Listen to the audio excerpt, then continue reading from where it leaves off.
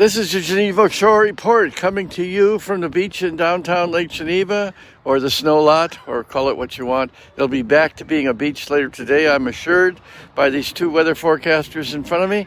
Anyway, we are here on... It is Tuesday morning, March 16th, 2021. I'm Lisa Otto. Jen Lipkowski. And George Bluchy Jr. And the Geneva Shore Report.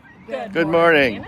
Okay, we are here for the Tuesday morning news report, and in the news, yes, we have snow, but it is going to be a lovely day. Yes. We are really close to spring. Spring is Saturday, March 20th. 55 degrees and sunshine predicted, so fingers crossed that it's going to be a beautiful weekend. I know. Yeah. But we have some fun national days. We do. Okay, first one. It is National Everything I Do Is Right Day. So we cannot be wrong now, today. Yesterday was Everything I Do Is Wrong Day, so it's perfect that today is, it's going to be a great day. It is. Very optimistic. Love that day. I know.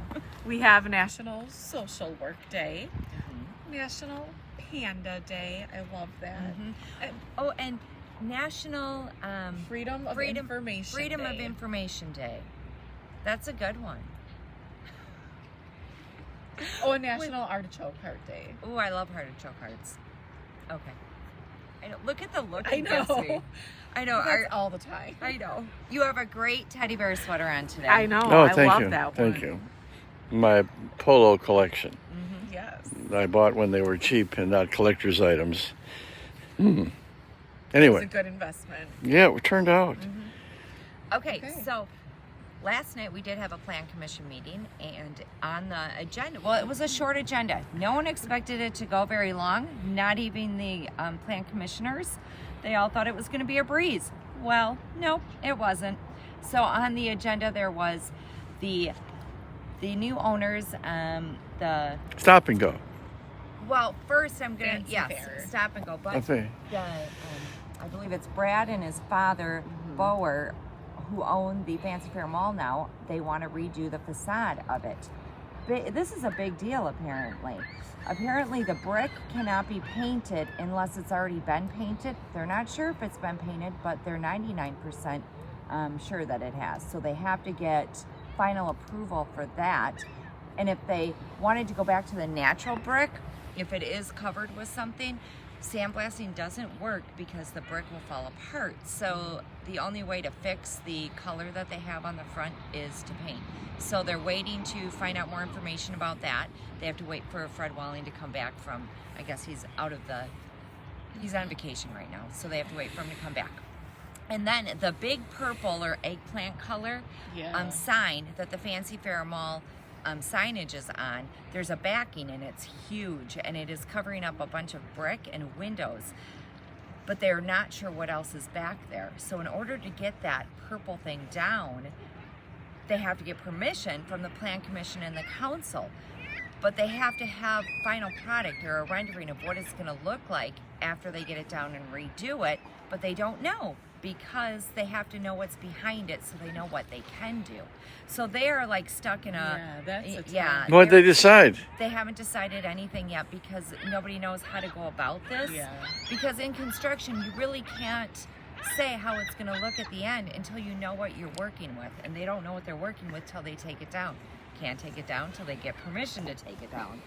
So that's a vicious circle. So they're not sure what to do, but they're going to go back to the drawing board and try to figure out something or come up with some kind of plan, because it does need to be redone. Yes, it does. Everyone agrees that the rendering that they have of the final product... Well, then let them take it down. What are we, changing our name to Lake Stupid? I know. Jesus. I know.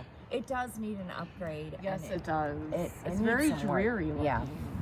And the father and son, the new owners, they are great. They're like a great team. So I'm excited about the changes over at Fancy Fair. We'll keep you posted.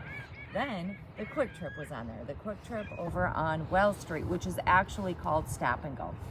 So when Quick Trip bought that Stop and Go, they purchased Rita's Salon and the old Dairy Queen. So that whole property is now theirs. They want to tear down the Stop and Go and rebuild a new Quick Trip store and actually make it a newer, bigger Quick Trip store. They want to put in a car wash.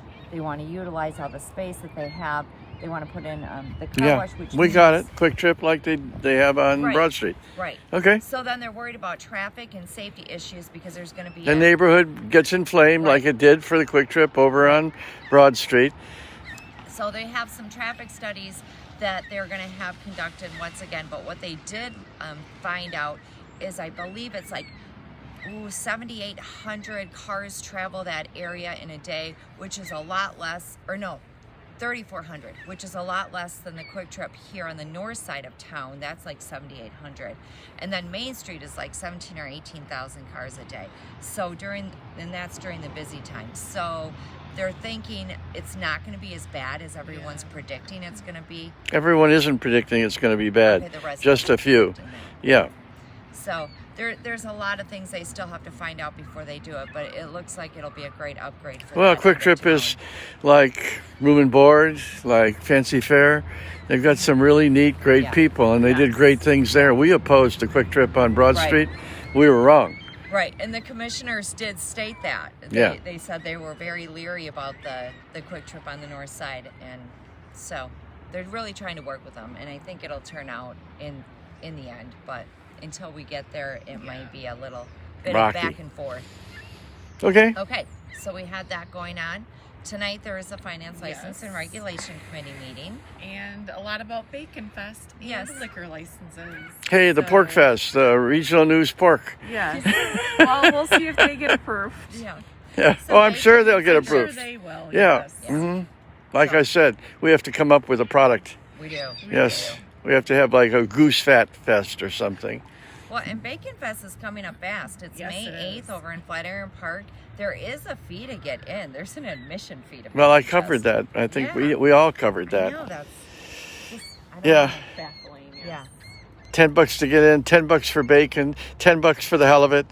By the $10 time to you're drink. done, yeah, that's right, $10 to drink, and then $10 to, get released from jail. I don't know. Oh, it's going to be Oh, more than that's that. a deal. That's a deal. I'm thinking of Mayberry RFD. Yeah. Okay. Okay. Okay, So I think that's about it. Oh, tomorrow's St. Patty's Day, so Oh, get that's ready for right, the yes. St. Patty's That's celebrations. right. I've got my corned beef and my cabbage ready to go.